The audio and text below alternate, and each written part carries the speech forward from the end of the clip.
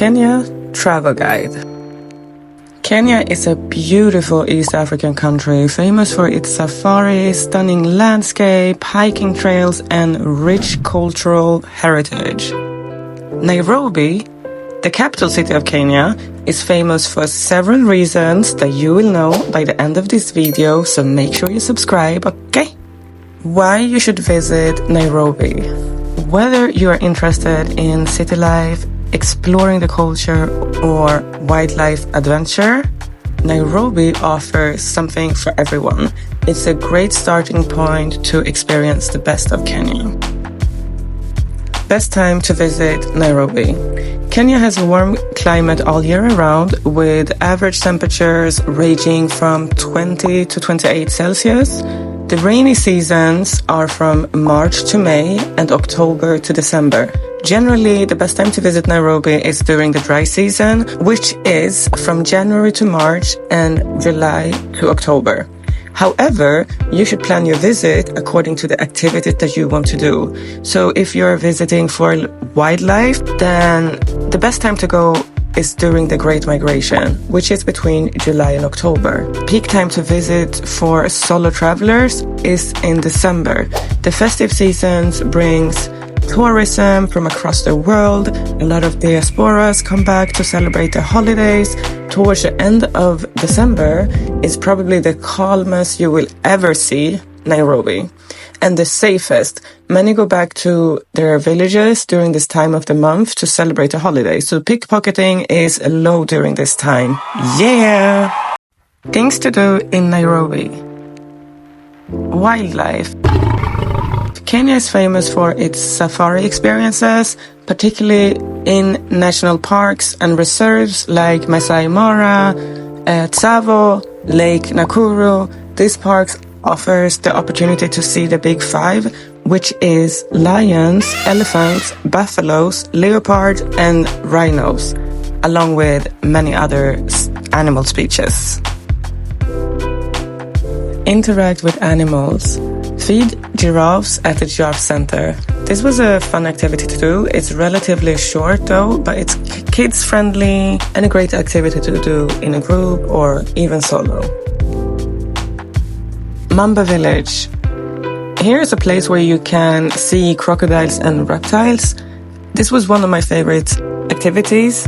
I highly recommend this to anyone, and make sure you get this guide when you visit Mamba Village in Nairobi. Nairobi City Park.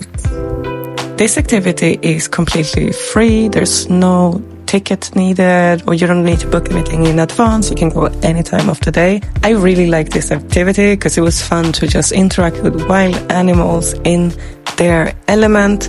Here you can feed monkeys, have a picnic, or just chill in the park, but don't forget the peanuts. Nairobi National Museum. If you're interested in learning about Kenya's history as well as culture, then visit the National Museum. I found this place pretty interesting, but I like history and culture. Cultural experiences. I recommend anyone that visit Nairobi to experience the culture. Kenya is the home of 40 different ethnic groups, each with its own distinct tradition, languages, and cultural practices.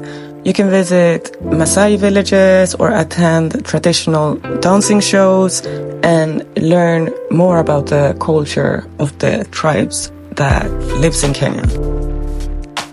Waterfalls in the city. Get away from the hustle and bustle of the city and find your peace in the forest with stunning waterfalls. There are a few waterfalls close to the city of Nairobi, and I recommend exploring all of them, but if you don't have time to do so, I really like Karura Forest, and here is a glimpse of that beautiful forest. Kibera slums, aka Chocolate City. Kibera is the second largest slum in Africa. This area is only safe to visit with a tour guide or a local. I loved my tour in Kibera because it was very informative. I got to speak with reformed criminals and tried the local food in the best restaurants. I've met a medical doctor in the area.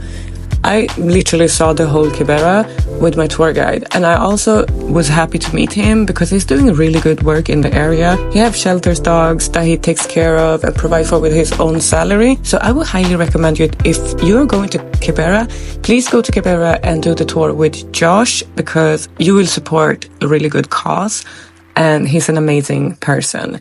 All the details about the tour can be found in my Kenya travel guide / itinerary. Beach destinations. Kenya has stunning beaches along its coastline, particularly in places like Mombasa, Diani, Malindi, and Watamu. These are perfect for relaxation, water sports, diving, exploring, coral reefs, and if you want to see the best beach destination in Kenya, then make sure you subscribe. Keep an eye out for my next vlog as I am exploring these areas very soon. Best neighborhoods in Nairobi. In general, you should be safe staying in Kileleshwa, Kilimani, Westland, and Syokimau.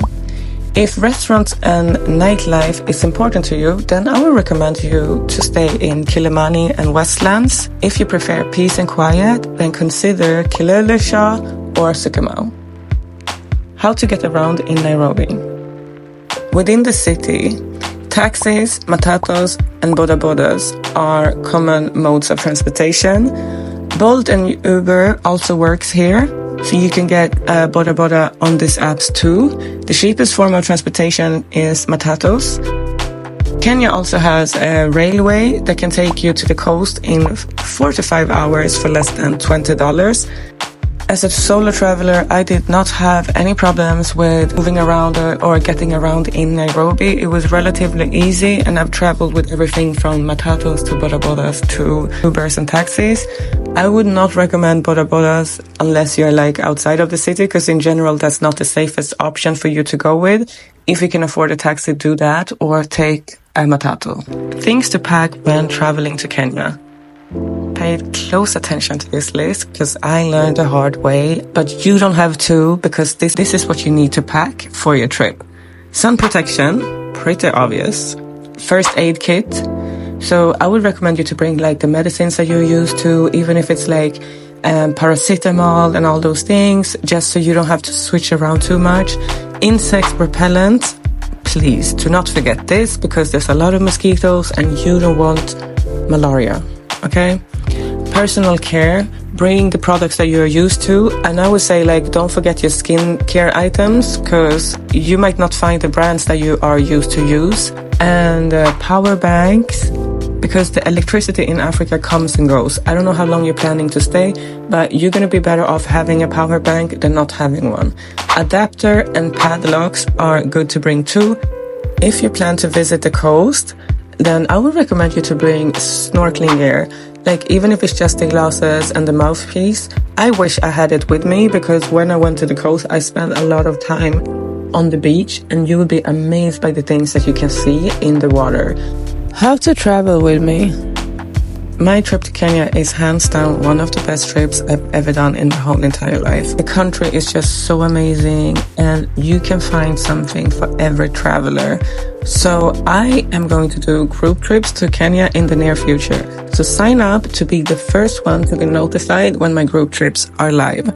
Until then, get my Kenya travel guide. It's a great way to experience Kenya, plan your stay effectively and safely. So you will find all the links in the description. Thank you so much for watching this video. Enjoy your stay in Kenya, and see you in the next one.